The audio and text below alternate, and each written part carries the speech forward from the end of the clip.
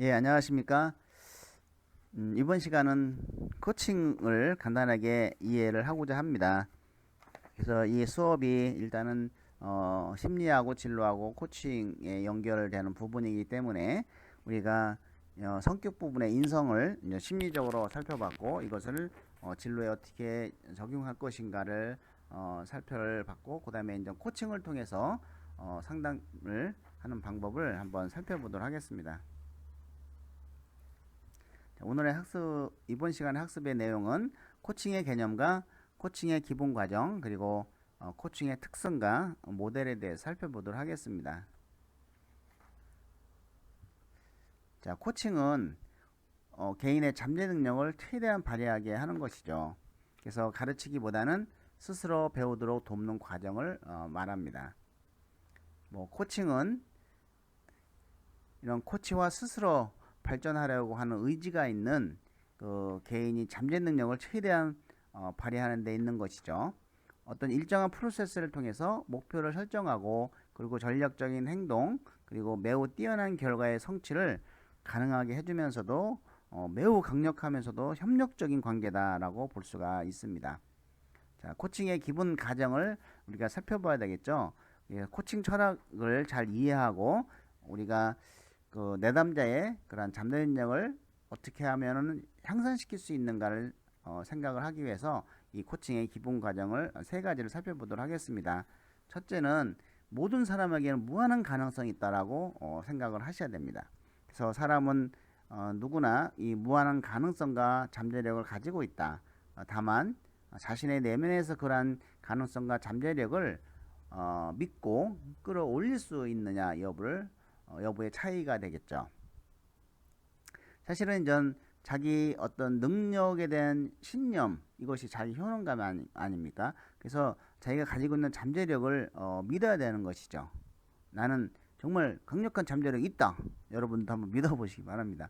그리고 믿게 해야 되고 내담자에게 이런 코치는 각 개인의 무한한 가능성을 신뢰하고 잠재력을 믿어줌으로써 내담자가 스스로 내면의 가치와 힘을 끌어올릴 수 있도록 돕는 것이죠.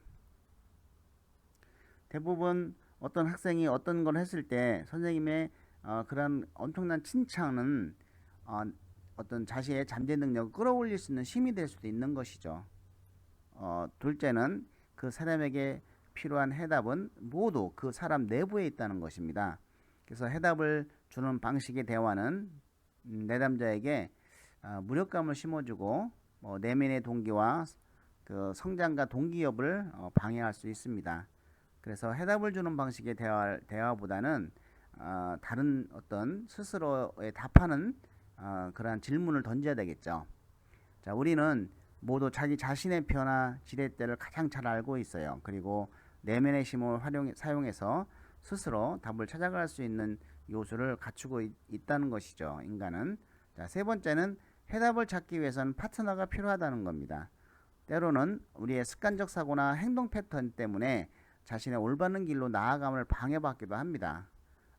그래서 이러한 해답을 얻기 위해서는 우리의 어떤 자기인식을 더 크게 확장할 수 있는 적절한 질문과 경청, 인정, 이러한 피드백을 통한 파트너의 도움이 필요하다는 것이죠. 자, 이제 코칭의 특성을 살펴보면은 결과보다는 과정을 중시한다. 그리고 두 번째는 자기인식의 확대 및 책임의식을 향상시킨다는 것이고, 세 번째는 질문을 통해서 스스로 답을 찾게 한다. 이 질문을 상당히 잘 던져야 되겠죠. 네 번째는 그 목표 달성을 넘어서 깊은 수준의 성장을 지향합니다. 다섯째는 내담자 내면의 잠재력과 힘을 활용하게 되는 것이죠. 코칭의 특징은 이와 같이 다섯 가지 특성이 있다. 이거를 한번 생각을 해보시고, 자, 이제 코칭의 모델을 살펴보면 이러한 그 6단계 모델이 를 살펴보겠는데, 그 6단계의 코칭 모델은 고객의 문제가 무엇이고 어떻게 상황을 해결할 것인지 이해할 것인지, 그리고 나아가 어떤 대안으로 변화를 위한 시작을 할 것인지에 대한 방향을 제시하고 있죠. 그래서 첫 번째 단계는 신뢰감 형성인 것이죠. 이 신뢰감 형성은 라포 형성이라도 하곤 하는데, 어떤 상담이든지 간에 항상 첫 번째에 잘 이루어져야 되는 단계죠. 그래서 신뢰감을 형성하기 위해서는 고객을 온전히 수용하는 마음이 필요하고, 그리고 신뢰감을 형성하는 것은 우리가 라포라고도 하는데 이런 친밀감을 형성한다라고도 하죠.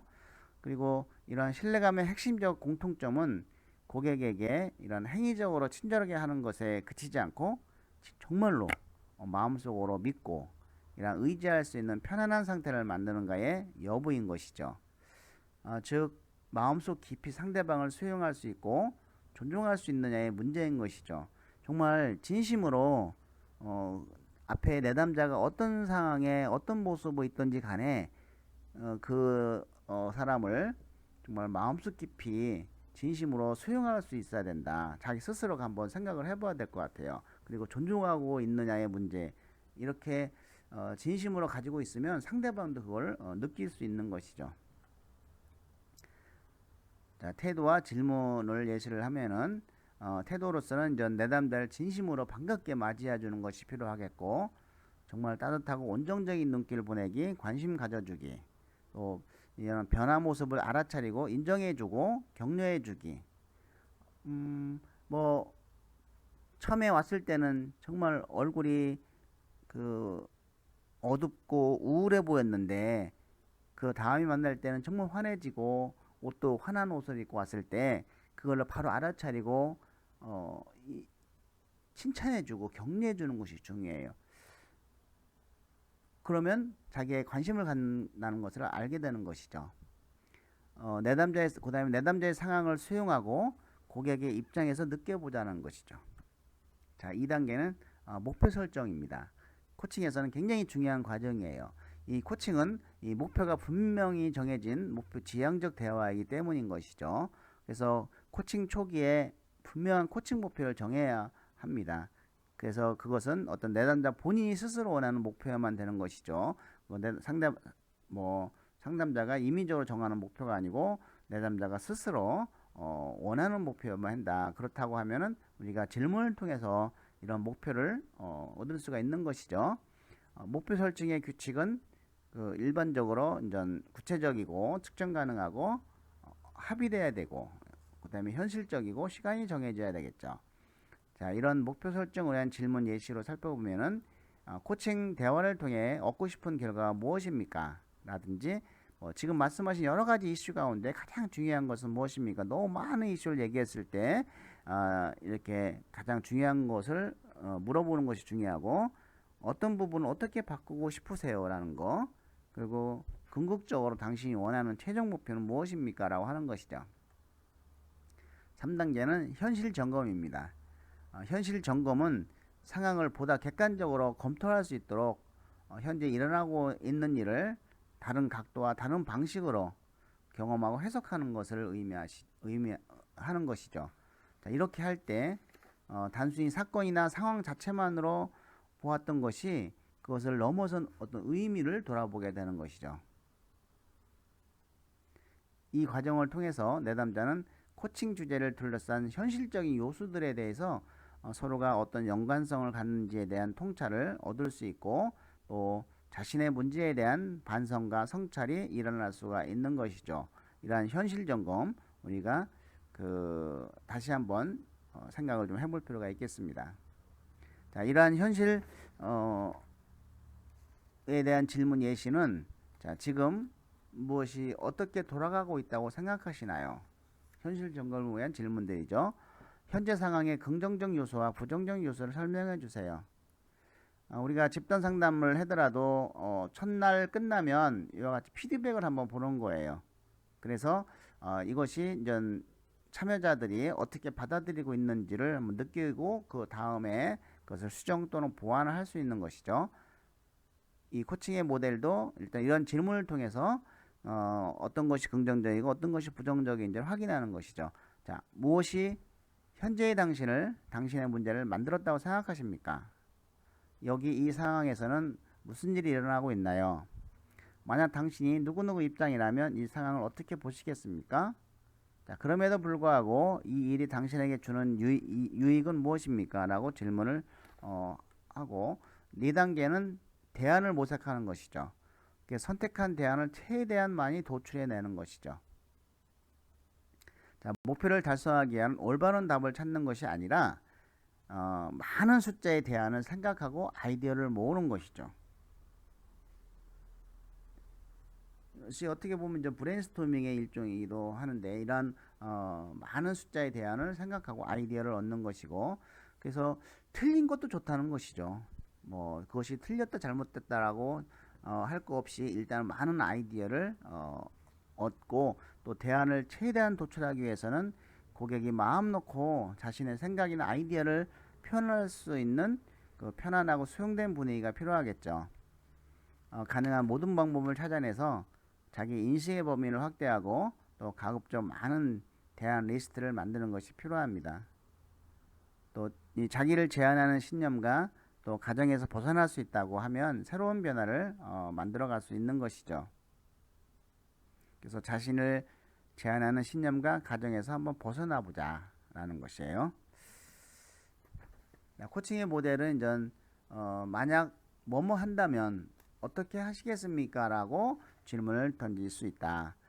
때로는 합리적이고 현실적인 생각이 우리가 창의적으로 생각한 것을 방해할 수가 있지 않습니까?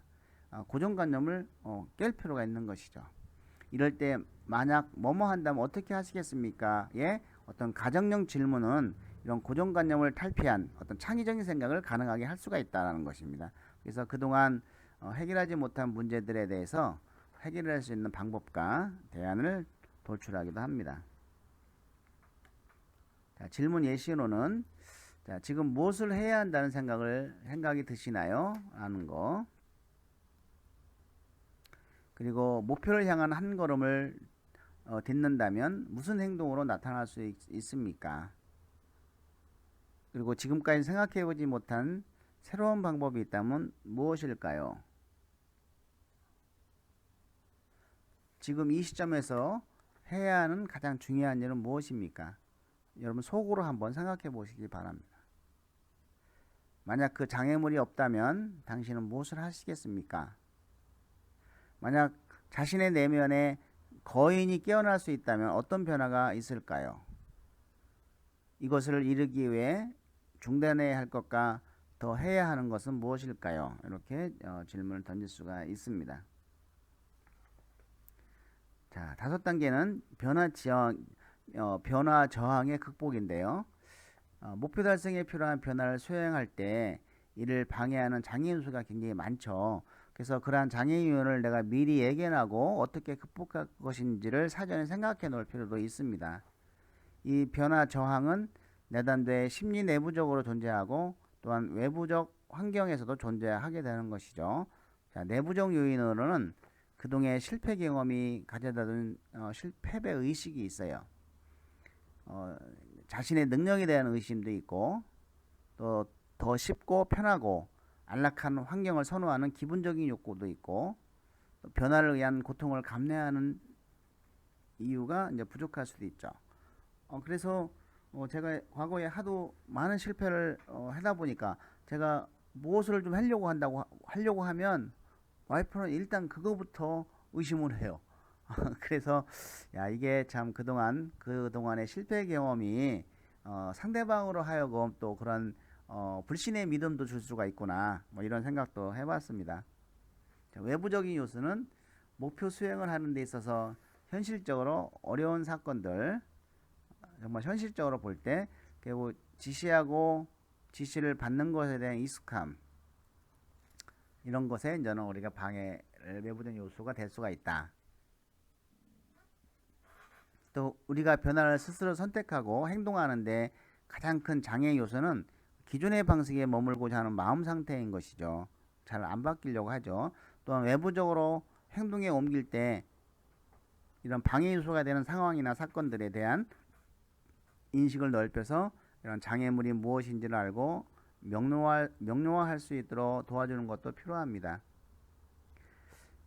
그래서 자신의 어떤 진로 목표를 이루는데 또 이것을 실행하는데 어떤 장애물이 있는지를 장애물을 쭉 살펴놓고 그 장애물을 내가 이런 장애물이 왔을 때 어떻게 극복하겠는가에 대한 답을 쭉 이렇게 나름대로의 정리를 해 놓으면 이런 어떤 방해 요인이 왔을 때 그걸 합리적으로 좀 해결할 수 있는 능력이 생길 수가 있다는 것이죠.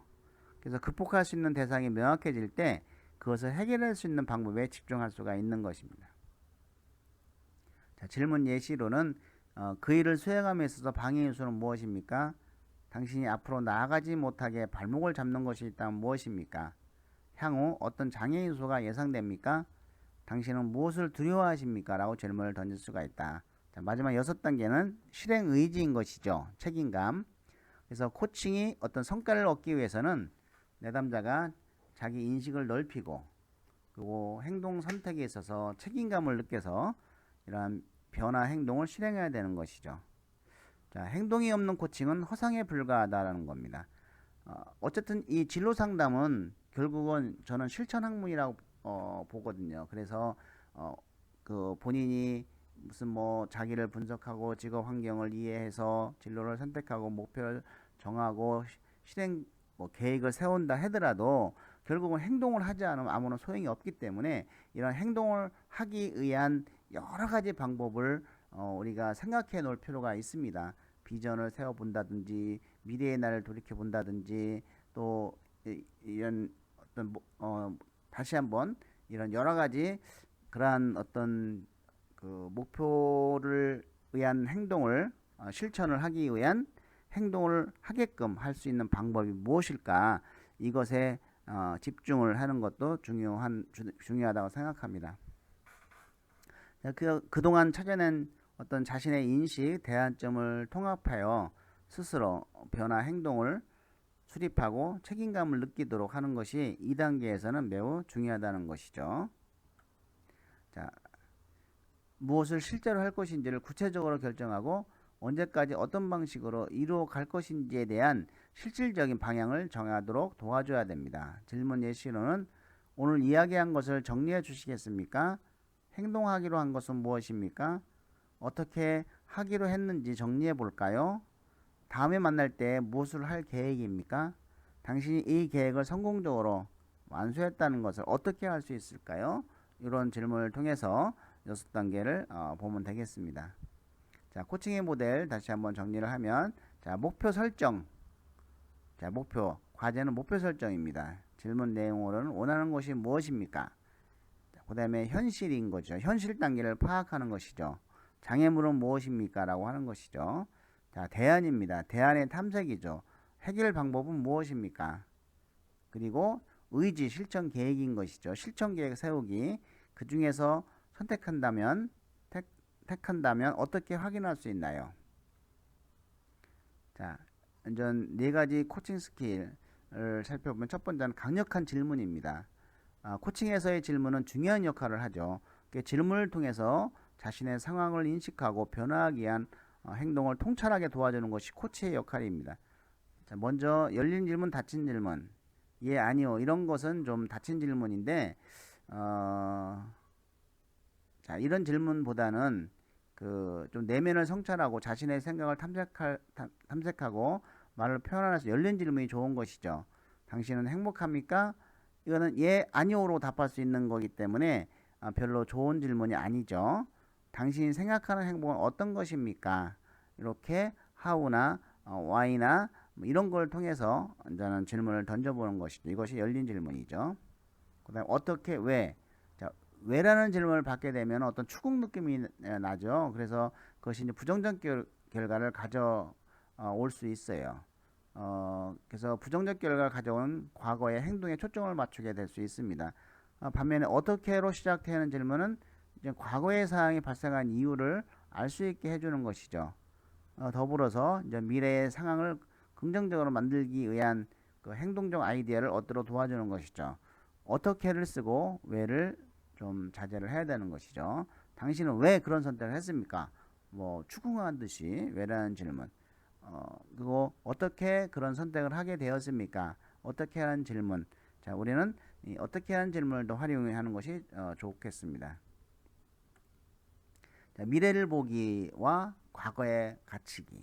자, 이 과거에 갇히면은 사실은 코칭이 어렵죠. 이 미래를 봐야 되겠죠. 이 코칭에서의 질문은 과거보다는 미래 지향적인 성격을 가져야 됩니다. 그래서 미래의 가능성과 변화 가능성에 더 많은 에너지를 투입하도록 하는 것이죠. 자, 예를 들어서 과거의 삶에서 고치고 싶은 부분은 어떤 것입니까? 이거는 과거에 갇힌 질문이 되겠죠. 이것을 10년 후에 당신이 원하는 모습으로 살고 있다면 그 모습은 어떤 것인지 한 컷의 그림으로 상상한 후에 묘사해 주시겠습니까? 라고 하는 거. 이것은 우리가 미래를 보는 질문인 것이죠. 적극적인 경청. 자, 경청한다는 것이 그 고객이 이야기하는 언어적, 비언어적 정보를 포함하고 그것을 포함해서 감추어진 의도와 맥락까지 고려한다면 듣는 것을 고려하면서 듣는 것을 말하죠. 그래서 경청의 반응 유형에는 이제 명확히 하기, 바꾸어 말하기, 반영하기, 요약하기가 있는 것이죠. 자, 세 번째는 인정 피드백입니다. 고객의 행동이 무엇을 의미하는지 또 그것을 하는 과정에서 얼마만큼의 노력과 희생을 감수하는지 등 이런 결과보다는 과정에 초점을 둬야 되겠다라고 하는 것이고, 그 다음에 발전적 피드백을 해야 되겠다는 것이죠. 내담자의 행동이 변화 방향으로 나아가기에 부족하다고 느껴질 때 문제가 되는 행동에 대해서 솔직하게 말하고 이에 대한 의견을 나누는 것이 좀 필요하다.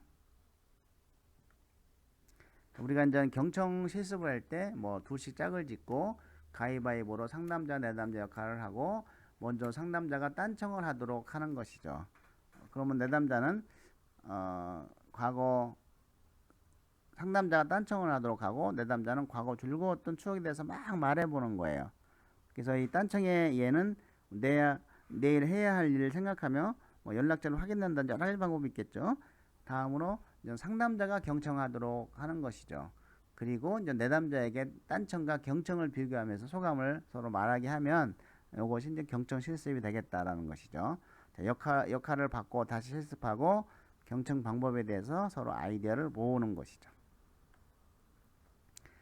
예, 이 코칭에 대해서 요약을 하면 이 코칭은 개인의 잠재 능력을 최대한 발휘하도록 하는 것이고 또 가르치기보다는 스스로 배우도록 돕는 과정을 말하는 것입니다.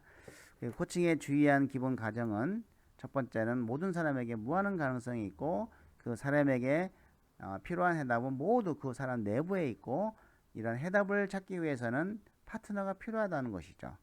자, 그래서 이러한 6단계의 코칭의 모델 우리가 살펴보았는데 먼저 신뢰감을 형성하고 목표를 설정하고 현실을 점검하고 대안을 모색하며 변화 저항을 극복하고 실행 의지와 책임감이다. 이거에 관련된 질문 예시 이런 것을 잘 던지면서 상담을 해 나가면 이것이 바로 이제 코칭을 위한 상담이다라고 볼 수가 있습니다. 예, 이제 우리가 10주차에는 이와 같이 진로의 주요 이론인 로의 욕구 이론, 직업 선택 이론과 그리고 콜럼볼츠의 사회 학습 이론 통해서 이제 어떤 계획된 우연 모형 요것을 제가 좀 중요하게 좀 나름대로 재밌게 좀 해야 되는데 그거 잘 예, 계획된 우연 모형으로 여러분의 진로는 어떻게 이루어왔는지 한번 잘 생각해 보시기 바라고 이제 3교시에는 코칭을 이해를 하였습니다. 자, 이것으로 10주차 수업을 마치겠습니다. 수고 많이 하셨습니다.